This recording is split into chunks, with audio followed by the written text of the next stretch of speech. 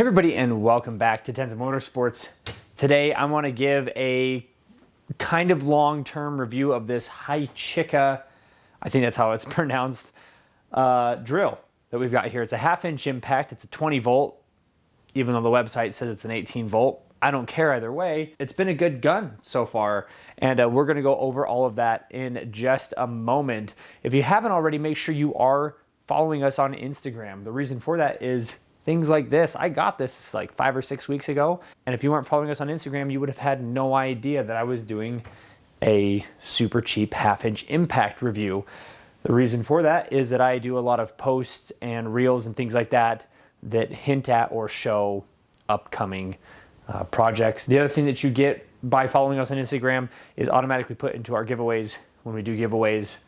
I'm not doing this, I'm not giving away this. I'm actually going to keep holding on to it and reviewing it, but we do have some giveaways coming up here soon. So obviously I'm not doing an unboxing right now, but here's some previous footage of me unboxing it. It does come in a nice blow case. If you wanted to keep it in there, that's fine. The lid does come apart, so if you just wanted to run the lower tray, you can do that. The only downside to that is this specific one, the socket stands straight up, and so you have to have a fairly deep drawer to run that. So I ended up taking the case home and just having the gun loose in my toolbox, put it next to all my Milwaukee stuff. And the sockets it comes with, I don't remember the sizes off the top of my head, but they're fairly common SAE sizes. And it's nice because they actually do come with the protective plastic on them. So if you're doing aluminum wheels, things like that, you're not scratching those rims. But yeah, overall, it seems like a fairly good setup. And the first project we did was a Toyota. Now, I live in a fairly dry climate, and the only thing that they use around here is the salt on the roads. That doesn't help the underbodies of some of these cars, but the Toyotas around us, and I don't know if it's just all of them, but they tend to get really rusty, like bad. Now, this drill did the rear end of this Tacoma, no problem. To be fair, it didn't have very many miles on it. It was actually a fairly clean pickup, but it did have a lot of mud and dirt caked on it, and there was rust, and it just pulled everything apart, no problem. The only thing that we had an issue was when I started putting a lot of extensions or some wobble sockets on it.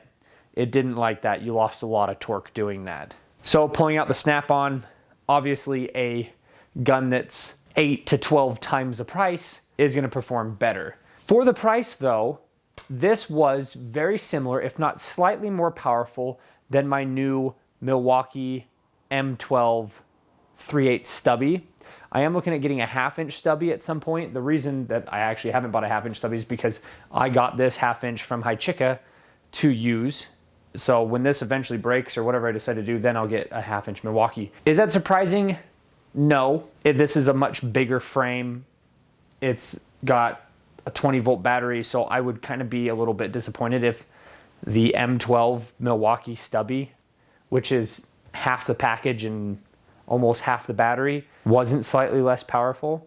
Another project we did was the rear end of our 3 Series, pulled all the bushings, used this gun for a whole bunch of that. The only reason that this gun wasn't used for the entire rear end is because the battery died finally. I don't know if it's just because it's a new battery, but it did last a very long time. So everything you see in this video has been on one charge. So as long as the battery stays healthy like that, this could do 3 or 4 days worth of work on one charge, which would be an upside because there's only one battery in the kit that I got. This, if I remember right, I thought the price has changed. When I first got it, for some reason I was thinking it was like a $50 drill, and then later on I saw that it was like closer to $100. But anyways, I mean, $100, it's kind of hard to find. Like, that's cheap stuff. That's Ryobi stuff. And not downplaying Ryobi, because my Ryobi here, I'll show mine. This has been a fantastic impact as well. This is a brushless one. I think they're very comparable. So it's been really tough. I've been very happy with it. It has been dropped from about waist height one time, and it has been tipped over onto its side about 3 times, if I remember right. I tried to write down some of the abuse that it was going through at work, but you know, when you're at work, sometimes you just kind of get distracted, or, oh, I'll write that down, and then you forget. But yeah, overall, it's been a fairly nice little setup. It is fairly heavy, but I mean, just like that Ryobi we were just looking at, it's not any lighter or heavier than that gun.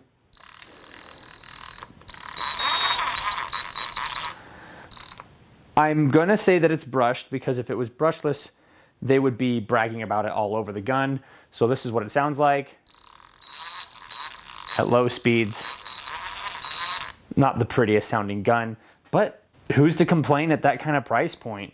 The only thing that would make this kit nicer is if it had one more battery, but honestly, I'm gonna continue to use it at work. It's been working just fine. Obviously, like the standard stuff, lug nuts, axle nuts, suspension components, it breaks those right off, boom, pops them out of the way. And I use this as much as I can, as long as I've got, you know, the space. This is not a very compact system here. So yeah, I just kind of want to give a review. If anything major happens, I'll do another one, but if you're interested, stay tuned for that, because I'm just going to continue to use this until it goes bad. And I work on cars at work and I work on cars at home. So it's going to get used whether it sits here or it goes back to work. I'm going to take it back to work, actually. So it'll get a lot more use out there.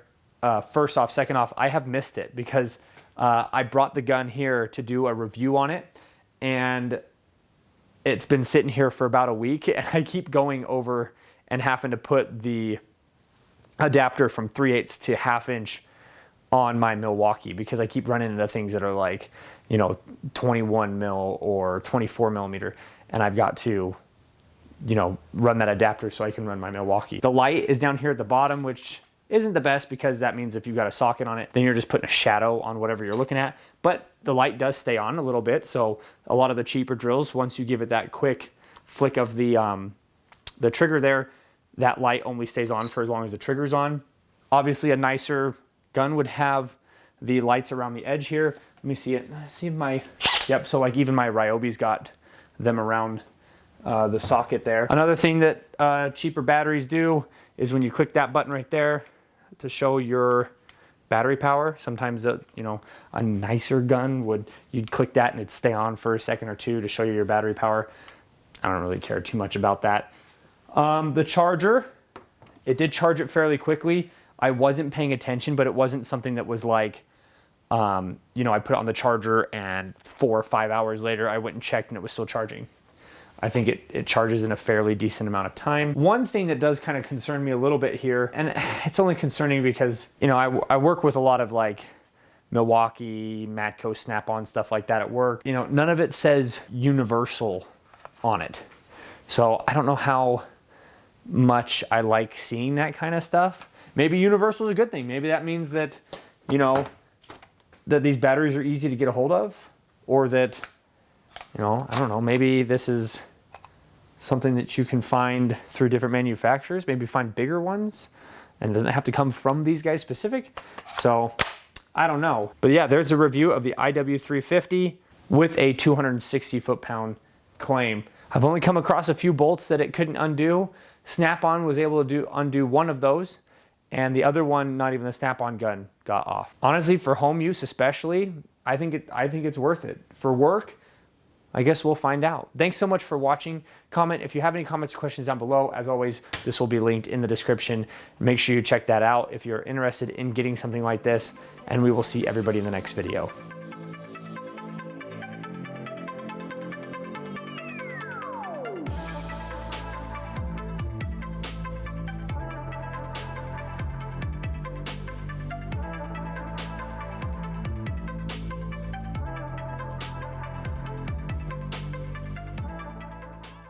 Bam!